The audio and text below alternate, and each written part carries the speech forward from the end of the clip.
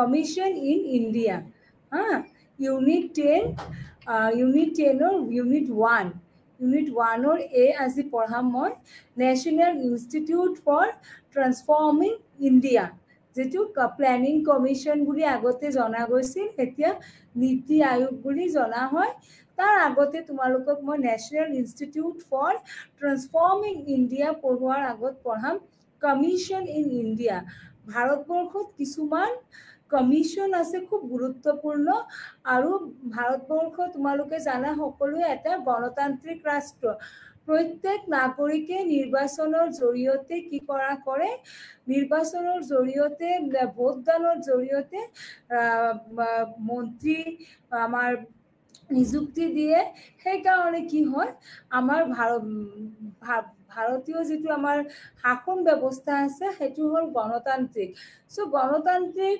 শাসন ব্যৱস্থাত কিছুমান স্বতন্ত্ৰ বা স্বাধীন সংস্থা থাকাৰ খুব প্ৰয়োজন হয় তেনে নহলে কি হ'ব যেটো আমাৰ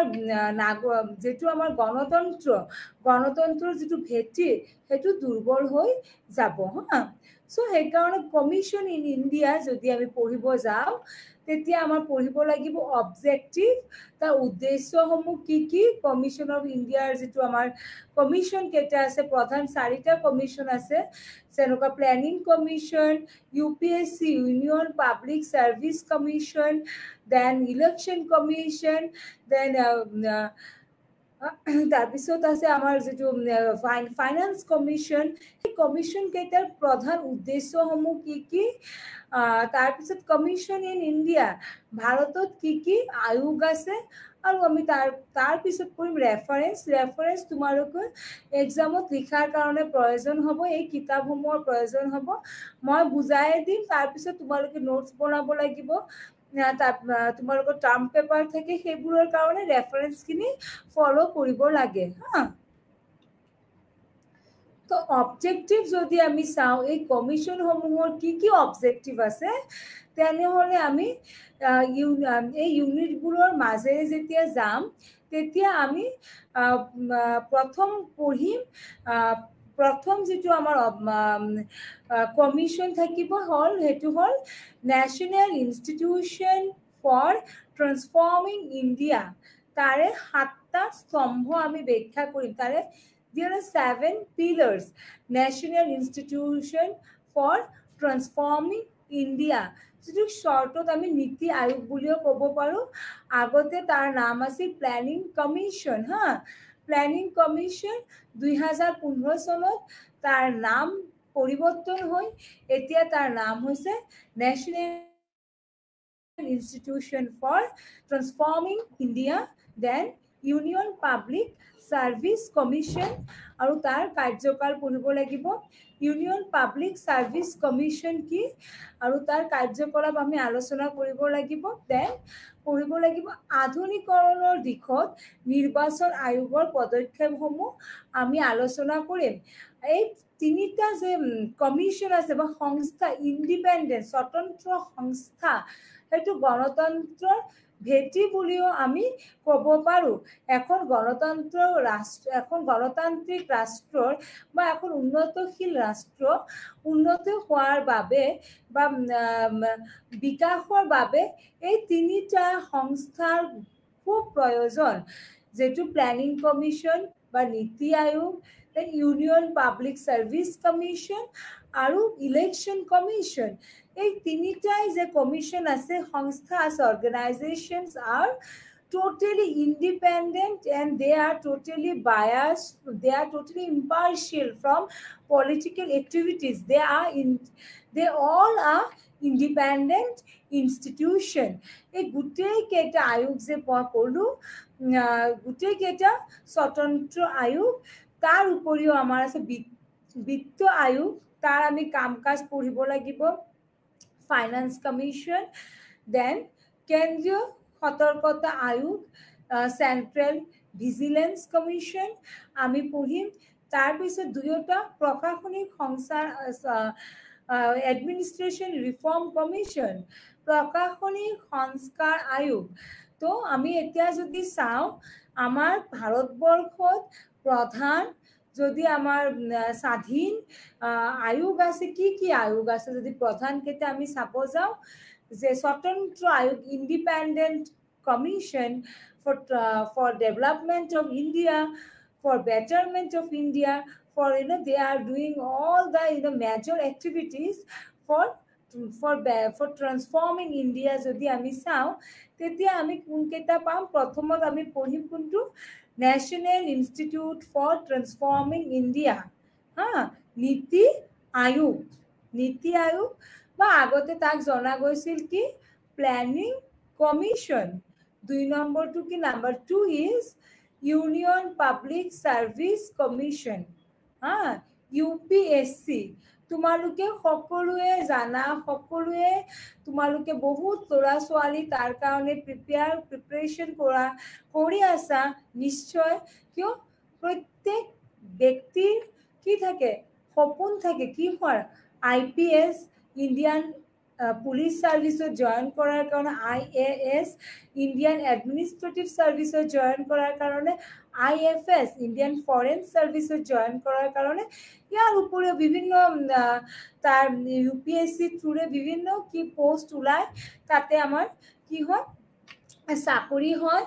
আৰু ভাৰতৰ যিটো আমাৰ প্ৰশাসনিক ব্যৱস্থা তাৰ মূল ভেটি ক'ব পাৰা তোমালোকে ৰিক্ৰুইটমেণ্ট যিটো বৰ্ড আছে UPSC, union public service commission. তাৰপিছত আমাৰ নাম্বাৰ 3টো পঢ়িব লাগিব কি? আমি পঢ়িম আধুনিকৰণৰ দিশত নিৰ্বাচন আয়োগ। তোমালোকে সকলোৱে জানা ভাৰতবৰ্ষ এখন গণতান্ত্ৰিক ৰাষ্ট্ৰ। গণতান্ত্ৰিক ৰাষ্ট্ৰত কি? নিৰ্বাচন বা election, it is the most important, you can say important part of democracy. Without election, one democratic country never be survive. এখন গণতান্ত্রিক রাষ্ট্র কেতিয়াও জীয়াই নাথাকে যদি তাত কি নাথাকে? আমার election commission. There is an independent, independent, impartial election commission, and that commission working for smooth functioning of election. আমার যেটো ইলেকশন কমিশন আছে তাতে কি করা হয়? নির্বাচন আয়োগ। এই নির্বাচন আয়োগ একদম গ্ৰাস ৰুটৰ পৰা আৰম্ভ কৰি একদম ওপৰলৈকে সকলো ক্ষেত্ৰত কি কৰে? আমাৰ নিৰ্বাচন চলায়। তাৰপিছত বিত্ত আয়োগৰ কাম, ফাইনান্স কমিশ্যন। তোমালোকে সকলোৱে জানা ফাইনান্স কমিশ্যন এইটো এটা কি? আমাৰ ইণ্ডিপেণ্ডেণ্ট ইনষ্টিটিউশ্যন। ফাইনান্স কমিশ্যন বা বিত্ত আয়োগ এটা আমাৰ স্বতন্ত্ৰ কমিশ্যন, যিটো ভাৰতবৰ্ষৰ বিত্তীয় সংক্ৰান্ত কাৰ্যকলাপ তাতে হয়। তাৰপিছত আমাৰ যিটো আমি লাষ্টত পঢ়িম এডমিনিষ্ট্ৰেটিভ ৰিফৰ্ম। এডমিনিষ্ট্ৰেটিভ ৰিফৰ্মটো কি? এডমিনিষ্ট্ৰেটিভ ৰিফৰ্মটো হ'ল আমাৰ প্ৰশাসনৰ কিছুমান সংস্কাৰৰ প্ৰয়োজন আছে। সেই সংস্কাৰসমূহ কেতিয়া কেনেকৈ হৈছিল সেইখিনি পঢ়িম। কিন্তু আজিৰ ক্লাছত তোমালোকক পঢ়াম কমিশ্যন কি আৰু national institution for transforming India, যিটো শৰ্টত প্লেনিং কমিশ্যন বা নীতি আয়োগ বুলি কোৱা হয়। এই দুটা বস্তু আজি মই পঢ়াম। তোমালোকক মই যেতিয়া নেক্সট ক্লাছ কৰাম তেতিয়া মই UPSC পঢ়াম, তাৰপিছত ইলেকশ্যন কমিশ্যন পঢ়াম, তাৰপিছত তোমালোকক বিত্ত আয়োগ যিটো কোৱা হয় ফাইনান্স কমিশ্যন পঢ়াম, আৰু এডমিনিষ্ট্ৰেটিভ ৰিফৰ্মটো তোমালোকক মই পঢ়াম। এতিয়া মই পঢ়াম যে কমিশ্যন মানে কি? কমিশ্যন মানে কি? বিভাগীয় সংস্থাপনৰ একত্ৰিত প্ৰণালীৰ উপৰিও কেইবাটাও অন্যান্য সংগঠন বা স্বতন্ত্ৰ সংস্থা যি স্বায়ত্তশাসিতভাৱে কাম কৰে। আমাৰ প্ৰত্যেক বিভাগত কি আছে? কিছুমান ডিপাৰ্টমেণ্ট আছে। ডিপাৰ্টমেণ্টৰ উপৰিও কি হয়? কিছুমান ডিপাৰ্টমেণ্টৰ উপৰিও আমাৰ প্ৰশাসনিক কাম কাজসমূহ চলোৱাৰ বাবে সহায় কৰে। এইবোৰ হৈছে national institute for transforming India, যাক আমি NITI বুলিও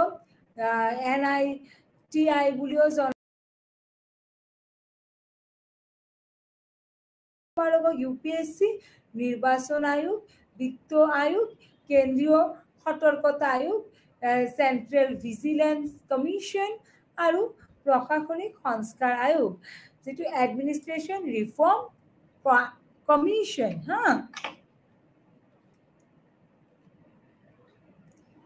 তো বিভাগীয় সংস্থাপনৰ একত্ৰিত প্ৰণালীৰ উপৰিও কেইবাটাও আছে অন্যান্য সংগঠন আৰু স্বতন্ত্ৰ সংস্থা যি স্বায়ত্তশাসিতভাৱে কাম কৰে। এইবোৰ হৈছে মই তোমালোকক কৈছোৱে, মই আৰু তাতে ৰিপিট কৰিব নাযাওঁ। তোমালোকে ইতিমধ্যে গম পাইছা যে মেইন 5টা আয়োগ, সেই 5টা আয়োগৰ কথা মই ক'লো। তাৰপিছত এতিয়া কমিশন অফ ইণ্ডিয়া বুলিলে কি বুজায়? ভাৰতবৰ্ষৰ কি আয়োগ আছে? ভাৰতত আয়োগ বা বিভিন্ন স্বতন্ত্ৰ সংস্থা যেনে কমিশন আৰু প্ৰতিষ্ঠান আছে। অন্যান্য মন্ত্ৰালয়তকৈ সেইবোৰ কেন্দ্ৰীয় পৰ্যায়ত কাম কৰে। ভাৰতৰ সংবিধানে প্ৰস্তুত কৰিছে আয়োগ আৰু প্ৰতিষ্ঠানসমূহ। আমাৰ এইবিলাক these all commissions and institutions are legally enacted by our constitution. You all know that our constitution is the supreme law of the country. No one can obey our constitution. তোমালোকে সকলোৱে জানা আমাৰ যেটো সংবিধান আছে, সেই সংবিধান সকলো মানুহে কি মানি চলিব লাগে। আৰু সেই সংবিধান প্ৰত্যেক মানুহে কি কৰে, প্ৰত্যেক ব্যক্তিয়ে আমি তাক সন্মান কৰোঁ। আৰু সংবিধানে কি কৰিছে, এই আয়োগ বা এই প্ৰতিষ্ঠানসমূহ প্ৰতিষ্ঠা কৰাৰ কাৰণে নিৰ্দেশ দিছে। They are enacted by the Constitution of India. ইয়াৰে কিছুমান কমিশন আৰু কিছুমান প্ৰতিষ্ঠান হৈছে একেটা বস্তুৱে বাৰে বাৰে ৰিপিটেডলি ইয়াতে কৈছে, কিহৰ কাৰণে এই বস্তুকে ইনষ্টিটিউচন বা এই আয়োগ কেইটা খুব প্ৰয়োজনীয়। ভাৰতবৰ্ষ তোমালোকে সকলোৱে জানিছা, সকলোৱে একেটা নাম শুনিছা, ইউনিয়ন পাব্লিক সাৰ্ভিস কমিশন, বিত্ত আয়োগ, নিৰ্বাচন আয়োগ, আনফালে national institution for transforming India. এইবিলাক কি আমাৰ কিছুমান সংস্থা আছে।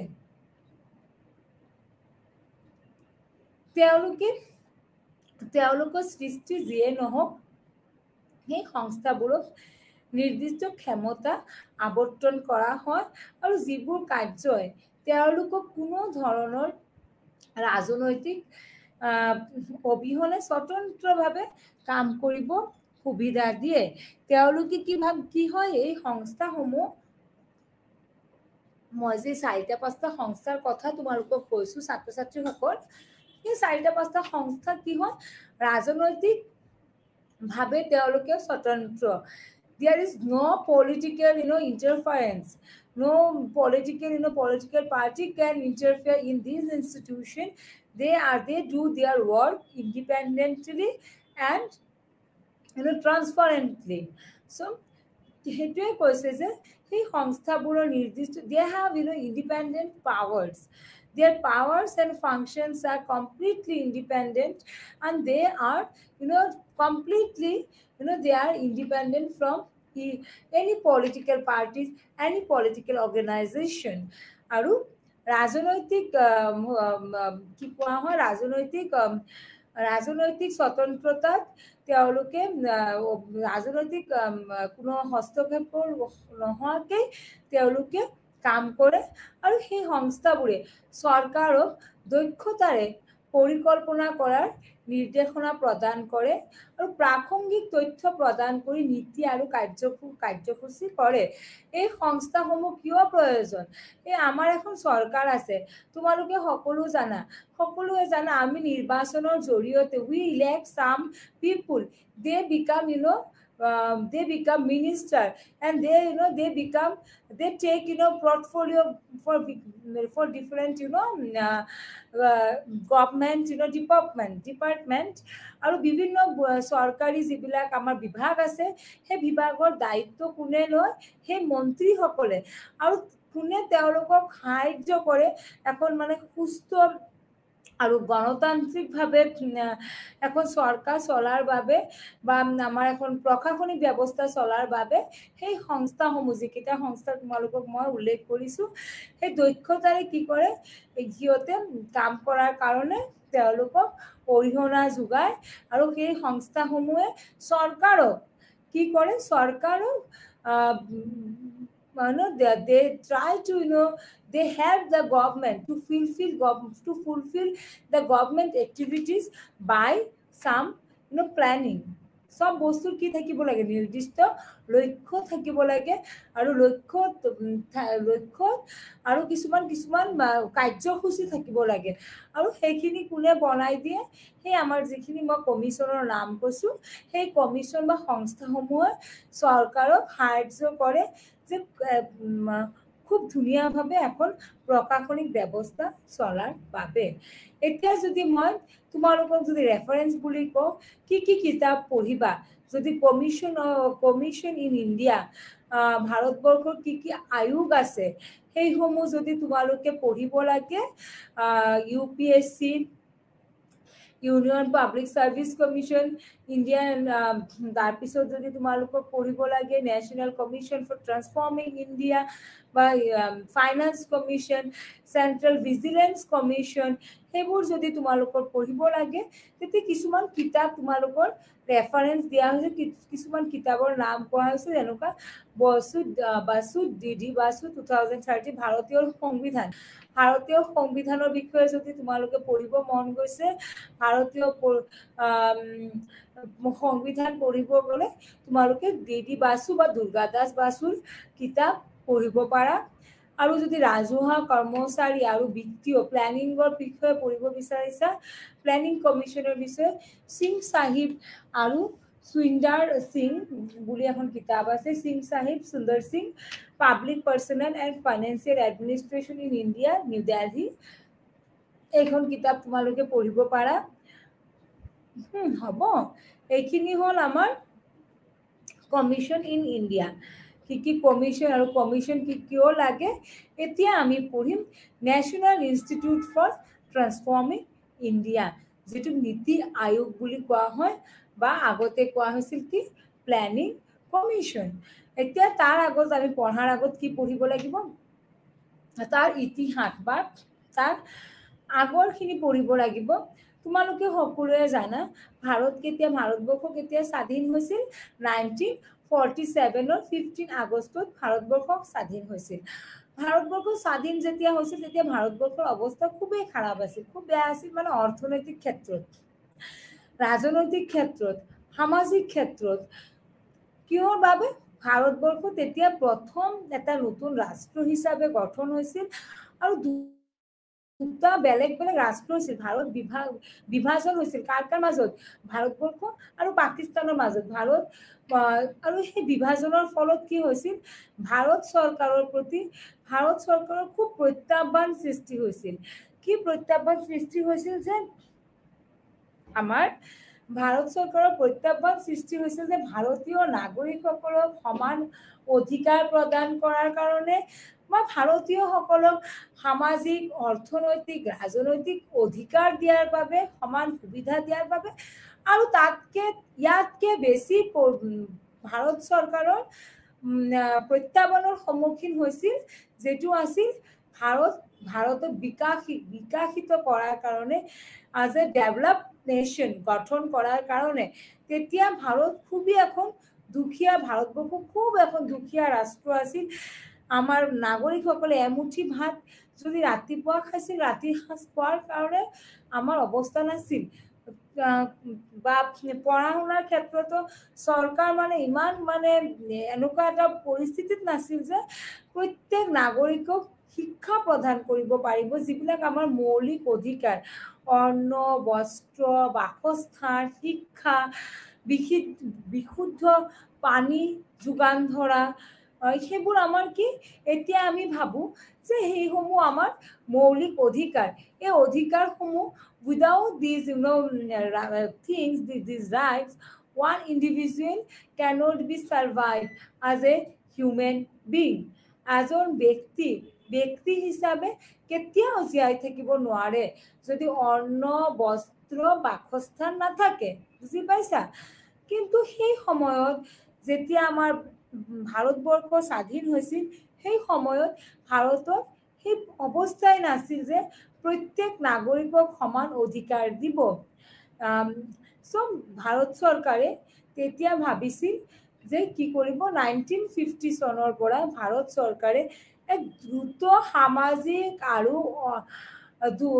সামাজিক আৰু অৰ্থনৈতিক উন্নতি অনাৰ চেষ্টা কৰি আহিছে কি আমাৰ এখন সমাজ for a civilized society for a healthy society we need what for development বিকাশৰ প্ৰয়োজন হ'ব without development one nation cannot be develop or one nation cannot be survive as an independent nation এখন ৰাষ্ট্ৰ বিকাশ নহলে স্বতন্ত্ৰ ৰাষ্ট্ৰ হিচাপে কেতিয়াও জীয়াই থাকিব নোৱাৰে তোমালোকে এতিয়া দেখিছা কিছুমান আমাৰ সুবৰীয়া ৰাষ্ট্ৰ আছে যিসকল ৰাষ্ট্ৰৰ অৰ্থনৈতিক অৱস্থা খুবেই বেয়া হৈ গৈছে অৰ্থনৈতিক বিকাশ খুব মানে বেয়াৰ দিশত গৈছে আকৌ একে সময়ত কিছুমান ৰাষ্ট্ৰ আছে আমাৰ সুবৰীয়া ৰাষ্ট্ৰ খুব দ্ৰুত গতিত কি কৰি আছে অৰ্থনৈতিক উন্নতি কৰি আছে সো ভাৰতবৰ্ষ কি আমাৰ ভাৰতবৰ্ষৰ অৰ্থনৈতিক কি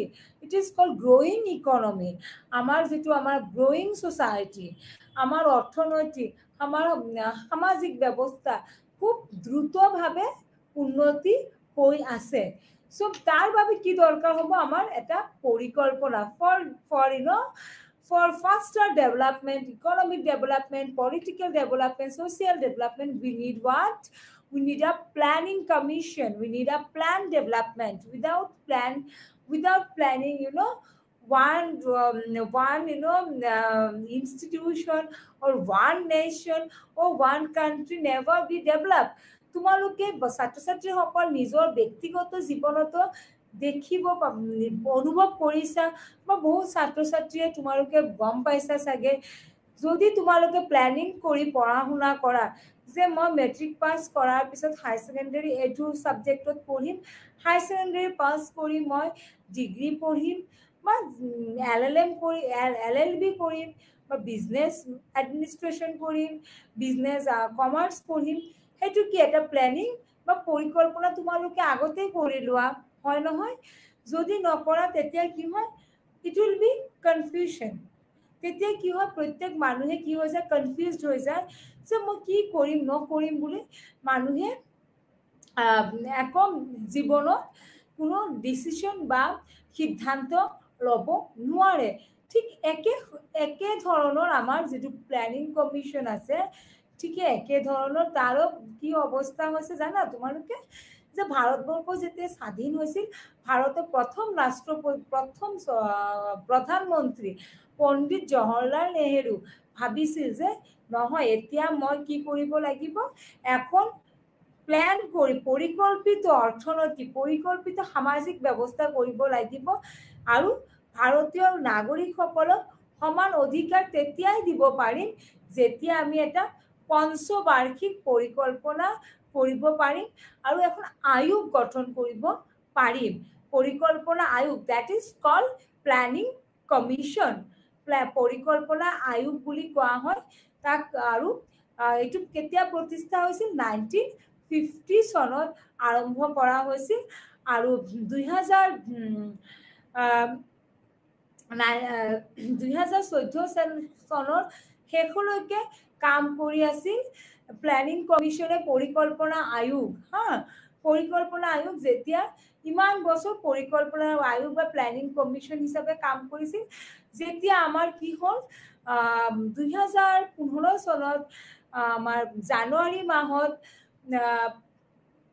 আমাৰ বৰ্তমান প্ৰধানমন্ত্ৰী প্ৰাইম মিনিষ্টাৰ নৰেন্দ্ৰ মোদী তেওঁ কি কৰিলে এটা পৰিকল্পনা কৰিলে যে নহয় আমি প্ল্যানিং কমিশনটো ৰিপ্লেস কৰিম তাৰ পৰিকল্পনাটো আমি পৰিৱৰ্তন কৰিম আৰু এতিয়া আমি বেলেগ এটা হেতুৱে থাকিব অলপ তা মডিফিকেশন কৰিলে মডিফিকেশন কৰি পৰিকল্পনা আয়োগক ৰাষ্ট্ৰীয় প্ৰতিষ্ঠানৰ দ্বাৰা প্ৰতিষ্ঠিত কৰা হৈছিল আৰু তাৰ নাম সলনি কৰা হ'ল কি NITI NITI নামেৰে জনাজাত কৰা হ'ল national commission for transforming India এইটো এতিয়া কি ভাৰতবৰ্ষ পৰিৱৰ্তনৰ দিগত সেইটো ট্ৰান্সফৰ্মিং মানে কি ভাৰতবৰ্ষ এতিয়া সেই 1950 ভাৰতবৰ্ষ এতিয়া আৰু নাই এতিয়া কি আমি বিকাশৰ দিগত গৈ আছো গ্লোবালাইজেশন যেতিয়া when the concept of globalization came in India 1991 LPG the concept of LPG introduced by then finance minister Dr. Manmohan Singh that LPG that is called liberalization privatization and globalization and when the concept of LPG has come the globalization has come automatically the Indian government trying to develop all the things economic activities political activities social activities they want to do tremendously at the same time they want to do all these things globally now we all are in a global family এতিয়া আমি কেতিয়া ভাবিব নোৱাৰো we are Indian yes India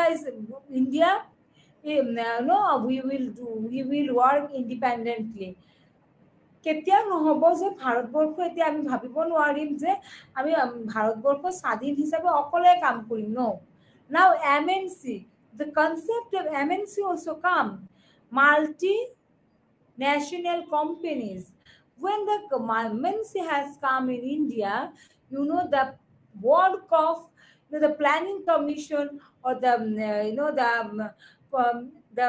called the NITI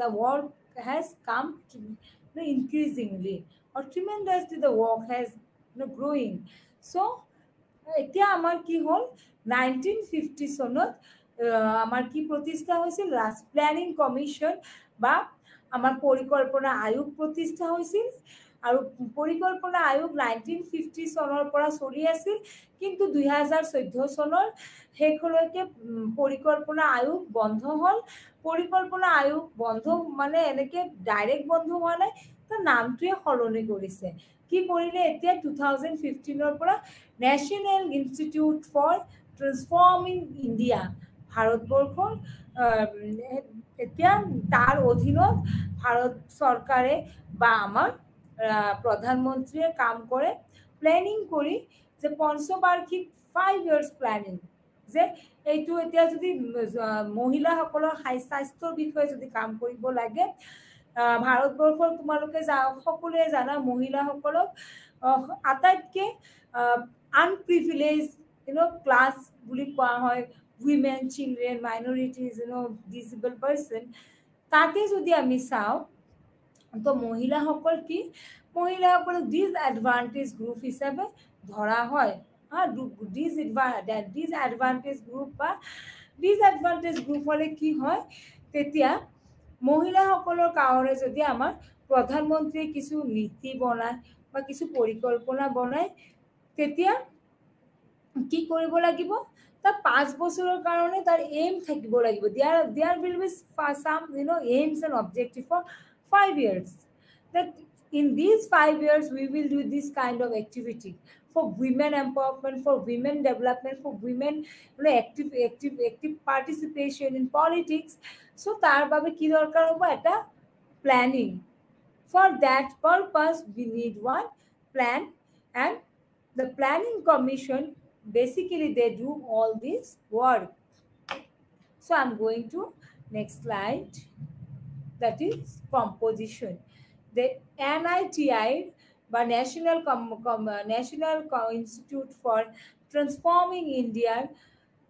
গঠন কোন কি হৈছে গঠনত কোন থাকিব যে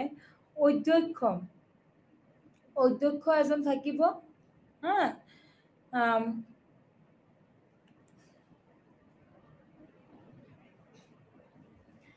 অধ্যক্ষ কোন হ'ব ভাৰতৰ প্ৰধানমন্ত্ৰী কি হ'ব national institution of transforming India বা প্ল্যানিং কমিশনের chairman is who? The Prime Minister is the chairperson of National Commission for Transforming India, যাক বুলি কোৱা হয় নীতি আয়োগ। তাৰ পিছত আছে সকলো ৰাজ্যৰ মুখ্যমন্ত্ৰী আৰু কেন্দ্ৰীয় শাসিত অঞ্চলৰ ৰাজ্যপালক সকল। All the chief ministers are the member of Planning Commission, Niti Ayog, and the governor of which governor of union territories. তাৰপিছত নিৰ্দিষ্ট সমস্যা বা আকস্মিক পৰিস্থিতিৰ সমাধানৰ বাবে গঠন কৰা আঞ্চলিক পৰিষদসমূহ।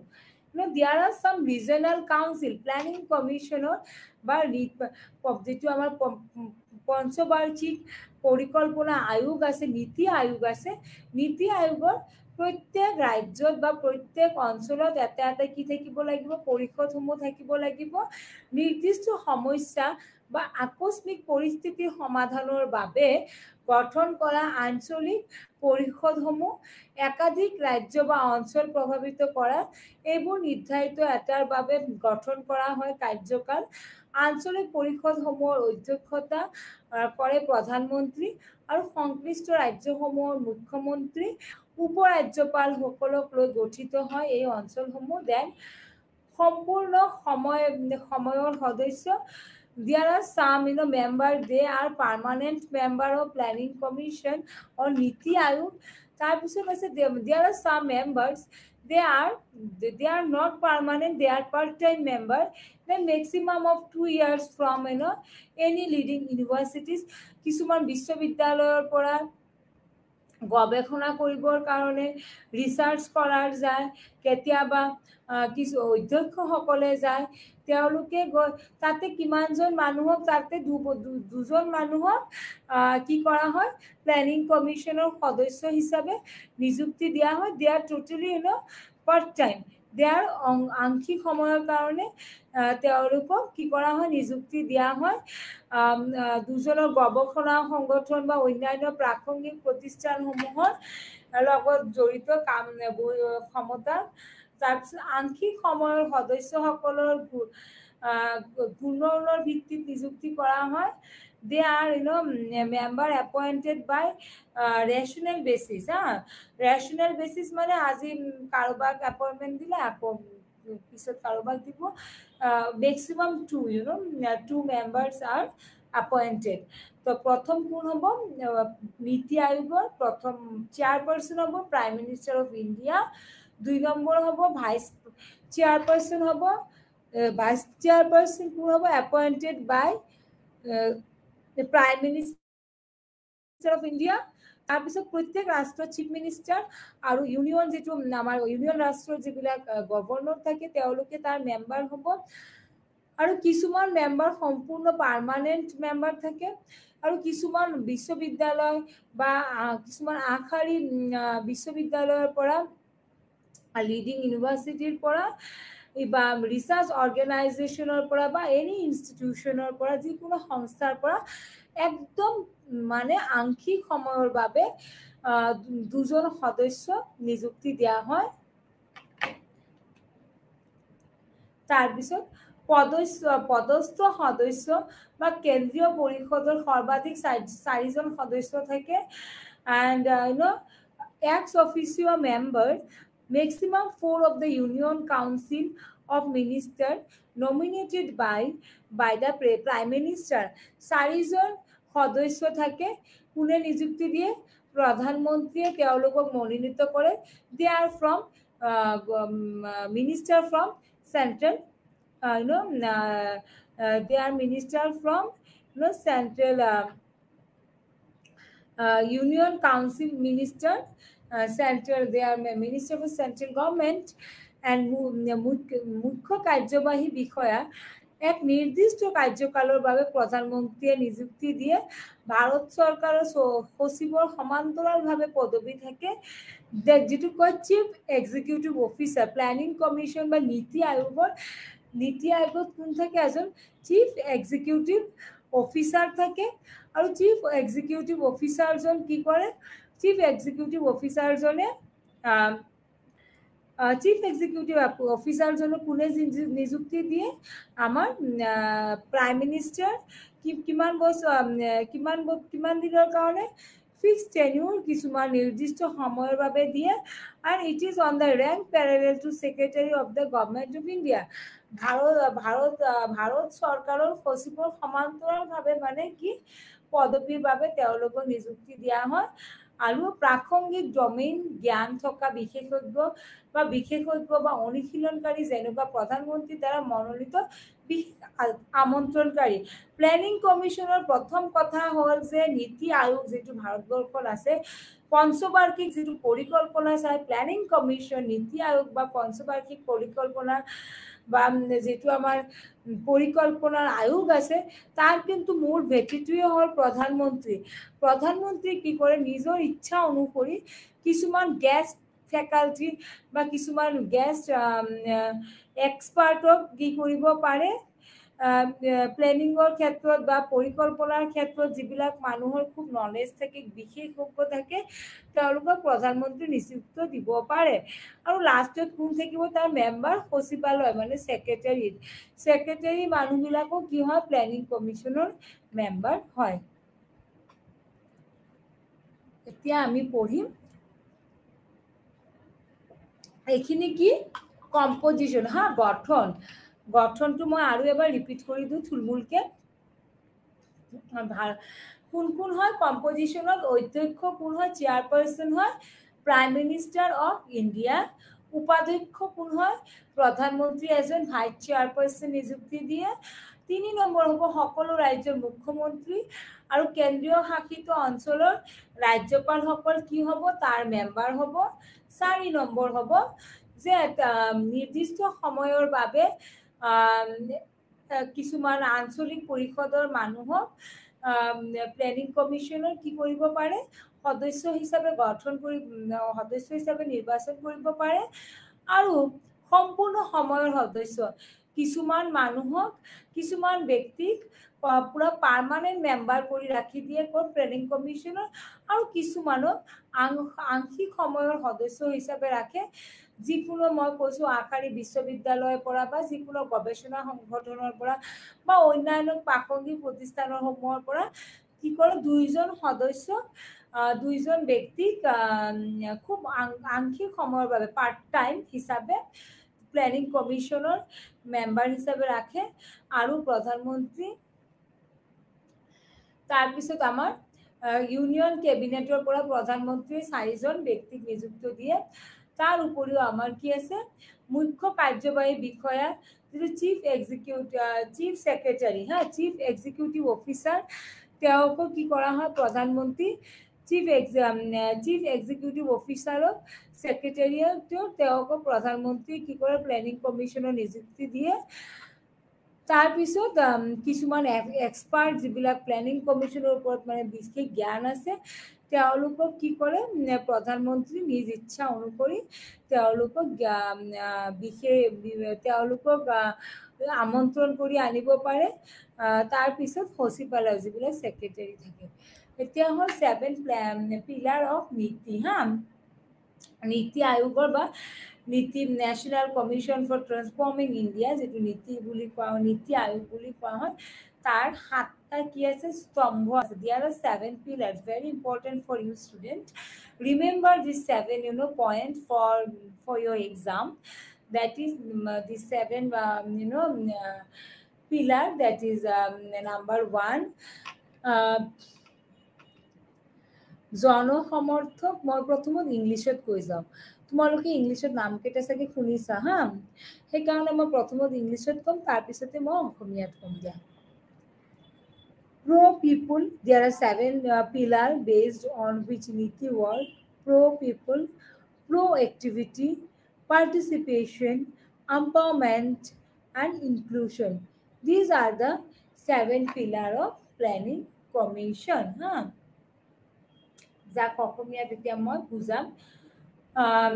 প্ৰ পিপুল মানে জনসমৰ্থক, মানুহৰ জনসাধাৰণৰ বাবে কাম কৰিব। এই প্লেনিং কমিশনটো কাৰ কাৰণে উৎসৰ্গ কৰা হৈছে? মানুহৰ কাৰণে, জনসাধাৰণৰ কাৰণে। সেইকাৰণে কি বুলি কৈছে? প্ৰ পিপুল, জনসমৰ্থক। প্ৰ এক্টিভিটি, প্ৰ এক্টিভিটি মানে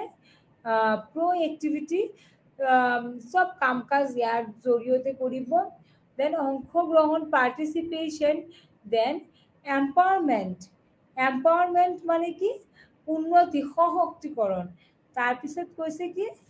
ইনক্লুশন মানে NTR অন্তৰ্ভুক্ত কৰা। দেন ইকুৱেলিটি, প্ৰত্যেক মানুহক সমতা প্ৰদান কৰা। তাৰপিছত ট্ৰান্সপাৰেন্সি, যিটো কি বুলি কোৱা হয়? স্বচ্ছতা বুলি কোৱা হয়। স্বচ্ছতা বুলি কোৱা হয় ট্ৰান্সপাৰেন্সি।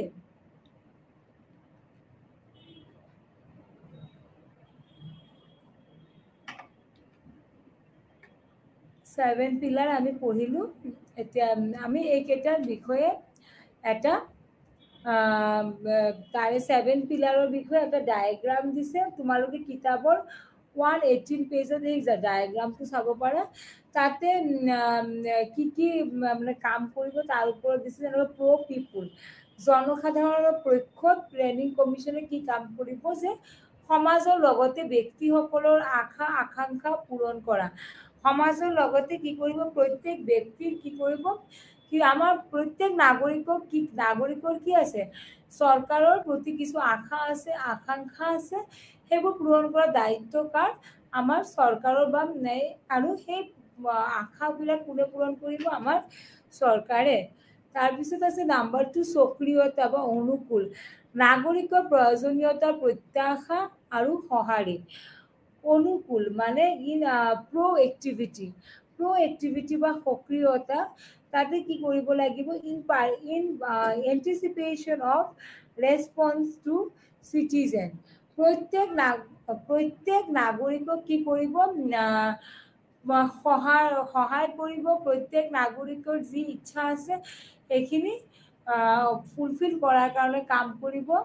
তাৰপিছত অংশগ্ৰহণ, নাগৰিকৰ অন্তৰ্ভুক্তি, প্ৰত্যেক নাগৰিকে যাতে অংশগ্ৰহণ কৰিব পাৰে।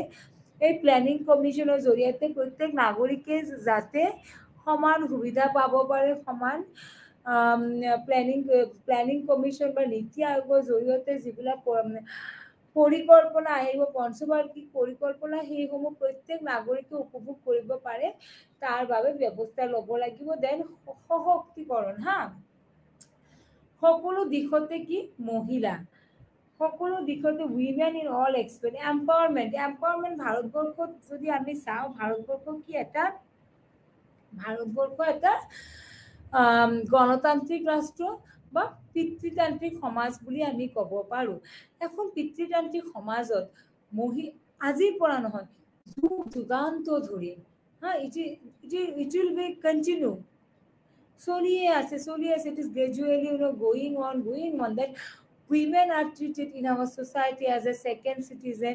Women are not empowered. So planning commissioner আৰু এটা যদি আমি পিলাৰ চাওঁ, 7 পিলাৰৰ নাম্বাৰ 4টো হ'ল এম্পাৱাৰমেণ্ট। কাক কৰিব? কাক উন্নতি কৰিব? উইমেন এম্পাৱাৰমেণ্ট, মহিলাসকলক বিকাশৰ কাৰণে কাম কৰিব। মহিলাসকলক কি কৰিব লাগে? এম্পাৱাৰমেণ্ট কৰিব লাগে। মহিলাসকলক বিকাশ কৰিব লাগে। That is another 7 পিলাৰৰ মাজত পৰে, যিটো আমাৰ পঞ্চবাৰ্ষিক পৰিকল্পনাৰ জৰিয়তে বহুত ধৰণৰ আঁচনি চৰকাৰে গ্ৰহণ কৰে মহিলাসকলৰ বিকাশৰ বাবে। তাৰপিছত আছে কি? অন্তৰ্ভুক্তি বুলি মানে ইনক্লুচিভ। ভাৰতবৰ্ষ কি এটা বৈচিত্ৰ্য, মানে বিভিন্ন জাতি জনজাতিৰ মানুহ বসবাস কৰে। বৈচিত্ৰ্যৰ মাজত ঐক্য বুলি কোৱা হয়, যে বিভিন্ন জাতি জনজাতি বিভিন্ন মানুহ তাতে থাকে। অনুসূচিত জাতি, অনুসূচিত জনজাতি, দেন OBC, সংখ্যালঘু, দৰিদ্ৰ, ডিসএডভান্টেজ পিপুল, সুবিধা বঞ্চিত, বিভিন্ন ধৰণৰ মানুহ আছে। তেওঁলোককো কি কৰিছে প্ল্যানিং কমিশনে বা নীতি আয়োগে তেওঁলোককো কি অন্তৰ্ভুক্ত কৰিছে আৰু তেওঁলোকৰ কাৰণে অনুসূচিত জাতিৰ মানুহৰ কাৰণে অনুসূচিত জনজাতিৰ মানুহৰ কাৰণে বা ওবিসি মানুহৰ কাৰণে সংখ্যালঘু মানুহৰ কাৰণে মাইনৰিটি মানুহৰ কাৰণে দৰিদ্ৰ মানুহৰ কাৰণে বা যিসকল মানুহে কোনো ধৰণৰ সুবিধা বা আঁচনি পোৱা নাই তেওঁলোকক সকলোৰ কাৰণে কি কৰিছে ভাৰত চৰকাৰে এই প্ল্যানিং কমিশনৰ জৰিয়তে বা নীতি আয়োগৰ জৰিয়তে কাম কৰাৰ কাৰণে প্ৰতিজ্ঞাবদ্ধ হৈছে তাৰপিছত সমতা বুলি কৈছে আৰু এটা pillar opportunity for the youth তোমালোকে সকলো জানা ভাৰতবৰ্ষ এতিয়া এনেকুৱা এখন পজিশনত আছে য'ত আমাৰ ইয়াং জেনাৰেশন বহুত বেছি আমি এতিয়া চাইনা কোৱা আমেৰিকা কোৱা তাতকে আমাৰ ইয়াতে জাপান কোৱা young generation খুব বেছি and we should use these human resource এই যেটো যুৱ সমাজ আছে যেটো যুৱ সমাজ সেই তাৰ সম্পদসমূহ কি কৰিব লাগে আমি ব্যৱহাৰ কৰিব লাগে আৰু যুৱকসকলক কি দিব লাগে সমান সুযোগ দিব লাগে আগুৱাই যোৱাৰ বাবে তাৰ পিছত আছে স্বচ্ছতা বুলিলে কি বুঝে সরকারের দৃশ্যমান বা প্রতিক্রিয়াশীল স্বচ্ছতা transparency that government visible and responsive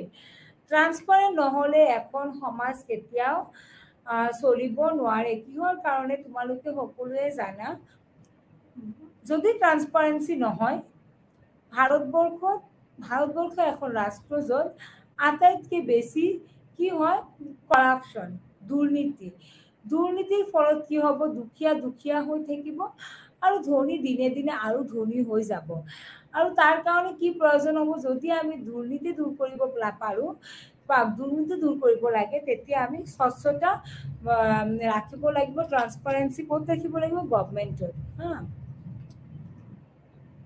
এতিয়া আমি পঢ়িম কি ফাংচন এইখিনি তোমালোকৰ মই আশা কৰো এইখিনি তোমালোকে বুজি পাইছা যে 7 প্ল্যানিং কমিশনৰ 7 পিলাৰ মই আকৌ এবাৰ ৰিভিজন কৰি দি আছো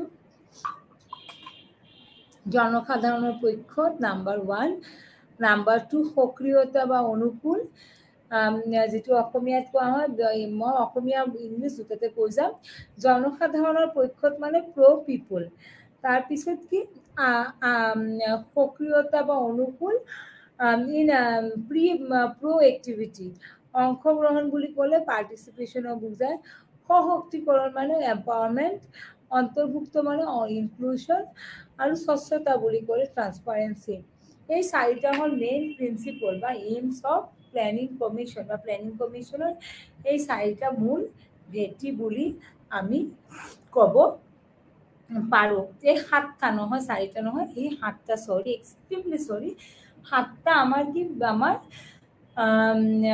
পিলাৰ বা স্তম্ভ আছে এই সাতটা স্তম্ভৰ ভিত্তিত ভাৰতৰ প্ৰধানমন্ত্ৰীয়ে কি কৰে বিভিন্ন ধৰণৰ আঁচনি বনায় বা বিভিন্ন ধৰণৰ কাম-কাজ কৰে যি কাম-কাজৰ জৰিয়তে প্ৰত্যেক নাগৰিকে সমান সুবিধা পোৱাৰ মানে সুবিধা পোৱাৰ আশা কৰিব বা পায় এতিয়া আমি ফাংশন কেইটামান থুলমূলকে পঢ়ি যাম বহুত কেইটা ফাংশন আছে তোমালোকৰ কিতাপত 13টা মান ফাংশনস আছে there R 13 functions of planning commission তাৰে আমি কিছুমান কৰিম কিছুমান তোমালোকে কিতাপৰ পৰা পঢ়ি ল'ব পাৰিবা এই স্তম্ভবোৰৰ ওপৰত আধাৰিত কৰি NITA নিম্নলিখিত কাৰ্যবোৰ কৰিছিল ৰাষ্ট্ৰীয় ক্ষেত্ৰৰ ৰাজ্যসমূহৰ সক্ৰিয় অংশগ্ৰহণৰ লগতে এক অংশীদাৰী দৃষ্টিভংগী বিকশিত কৰা ৰাষ্ট্ৰীয় ক্ষেত্ৰত কি ৰাজ্যসমূহে কি কৰিব লাগিব অংশগ্ৰহণ কৰিব লাগিব ক'ত অংশগ্ৰহণ কৰিব লাগিব প্ৰত্যেক কাৰ্যত চৰকাৰৰ প্ৰত্যেক কাৰ্যত কিহৰ কাৰণে বিকশিত কৰাৰ আগুৱাই যোৱাৰ কাৰণে এতিয়া গভৰ্নমেন্টে কিছুমান সেন্ট্ৰেল গভৰ্নমেন্টে যেতিয়া কিছুমান প্ল্যানিং কৰে কিছুমান পলিসি বনায় তাৰ লগে লগে স্টেট গভৰ্নমেন্টে বনায় নে নাই স্টেট গভৰ্নমেন্টৰ কিছুমান বিশেষ পলিসি বা কিছুমান বিশেষ থাকে কিছুমান বিশেষ কি বুলি ক'ব পাৰো আমি কিছুমান বিশেষ আমাৰ স্টেট গভৰ্নমেন্টৰ সেই থাকে আঁচনি থাকে। সেই আঁচনিসমূহ আমি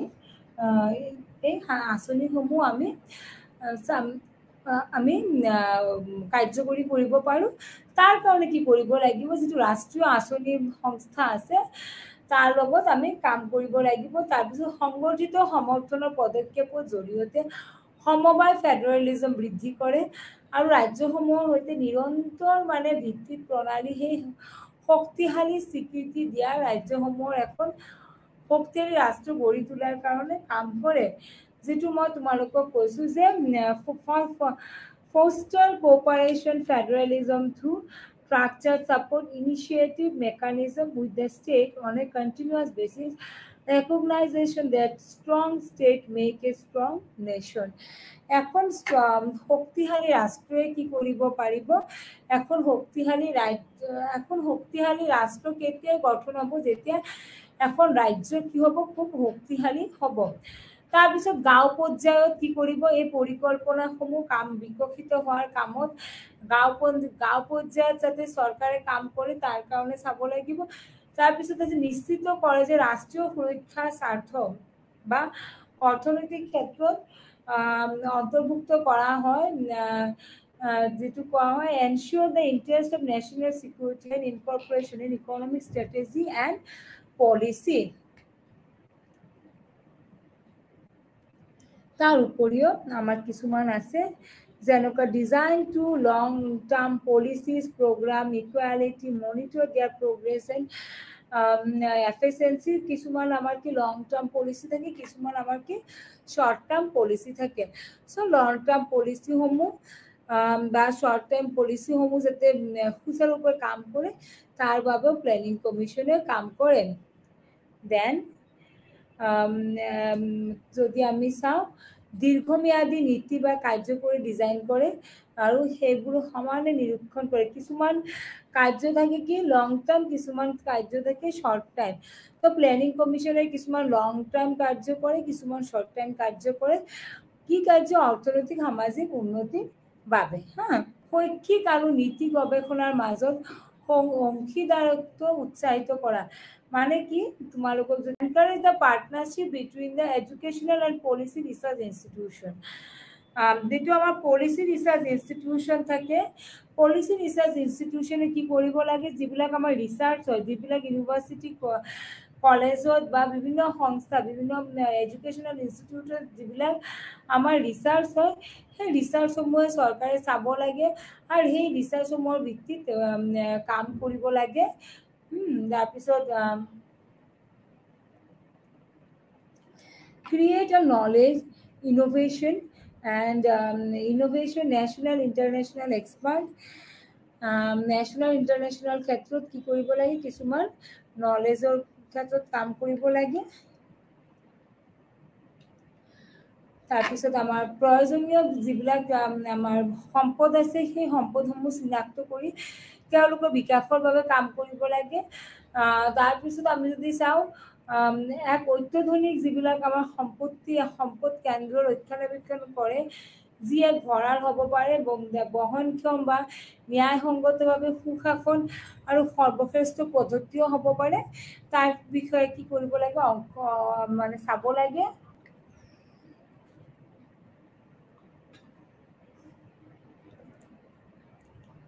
তাৰপিছত আমাৰ যে প্ৰযুক্তি আছে, প্ৰযুক্তি আপগ্ৰেডৰ লগত গুৰুত্ব দি কিনে আমাৰ কিছু পৰিকল্পনা কৰিব লাগে। Focus on technology upgradation. Then কাৰ্যসূচীৰ কাৰ্যকৰী ৰূপায়ণৰ বাবে ক্ষমতা নিৰ্মাণ বা আৰু পদ্ধতিসমূহ, যিবিলাক আমাৰ ক্ষমতা আছে যিবিলাক আমাৰ কাৰ্যসূচী আছে, এই কাৰ্যসূচীসমূহ কি আমাৰ কেনেকৈ নিৰূপম হ'ব, এই কাৰ্যসূচীসমূহ কেনেকৈ মানে আমি কাৰ্যত প্ৰেক্টিকেলি এইবিলাক আমি ৰূপায়ণ কৰিব পাৰোঁ, তাৰ ওপৰত কি আমি চাব লাগিব। যদি এতিয়া আমি প্ৰথমৰ পৰা তোমালোকক চাওঁ যে তোমালোকে কি পঢ়িব লাগিব পৰীক্ষাত, তোমালোকে আমি যদি পঢ়োঁ, তোমালোকক আজি মই পঢ়াইছোঁ national institute for transforming India বা নীতি আয়োগ, পৰিকল্পনা আয়োগ যদি পঢ়িছোঁ আমি, তাই তোমালোকক মই যদি পৰিকল্পনা আয়োগ পঢ়িছোঁ তেতিয়া আমি পঢ়িব লাগিব যে কেতিয়া পৰিকল্পনা আয়োগ প্ৰতিষ্ঠা হৈছিল। পৰিকল্পনা আয়োগ কেতিয়া প্ৰতিষ্ঠা হৈছিল 1950-তে প্ৰতিষ্ঠা হৈছিল, কিন্তু 2014 চনত সেইটো তাৰ নামটো সলনি কৰে আৰু তাৰ নাম সলনি কৰি এতিয়া কি বুলি কোৱা হৈছে নীতি আয়োগ বা NITI বুলি কোৱা হয়। আৰু 2015 চনত নীতি আয়োগ প্ৰতিষ্ঠা হৈছে। নীতি আয়োগৰ আমি কি পঢ়িব লাগিব, কোন তাৰ কম্পজিশ্যন পঢ়িব লাগিব, কোন তাৰ অধ্যক্ষ হয় কোনে, চেয়াৰপাৰ্চন হয়, অধ্যক্ষ বা চেয়াৰপাৰ্চন হয় প্ৰাইম মিনিষ্টাৰ। উপাধ্যক্ষ কোনে হয়, প্ৰাইম মিনিষ্টাৰে উপাধ্যক্ষ নিযুক্ত কৰে। তাৰপিছত আছে কি সকলো ৰাজ্যৰ যিবিলাক মুখ্যমন্ত্ৰী আৰু কেন্দ্ৰীয় শাসিত অঞ্চলৰ মন্ত্ৰী ৰাজ্যপালসকলক সদস্য হিচাপে নিযুক্তি দিয়ে। এইবিলাক আমি পঢ়িছোঁ। তাৰপিছত এইখিনি বস্তু তোমালোকে পাৰিবা কোন কোন মানুহক মানে প্লেনিং কমিশ্যনত সদস্য হিচাপে নিযুক্তি দিয়ে। মই PPT দিছোঁৱে অলৰেডি। তাৰপিছত আমি পঢ়িব লাগিব কম্পজিশ্যন, তাৰমানে প্লেনিং কমিশ্যনৰ কি কম্পজিশ্যন হয়, তাৰে কি কোন কাক লৈ গঠন হয় সেইটো পঢ়িছোঁ আমি। তেতিয়া তাৰপিছত পঢ়িছোঁ আমি 7 পিলাৰ, যে প্লেনিং কমিশ্যনৰ 7টা কি আছে পিলাৰ আছে, সেইখিনি পঢ়িছোঁ। সেই 7টা পিলাৰ কি, পিপুল, activity, participation, empowerment, ইনক্লুশ্যন, equality, transparency. জনসমৰ্থক বা এক্টিভিটি, অংশগ্ৰহণ, সশক্তিকৰণ,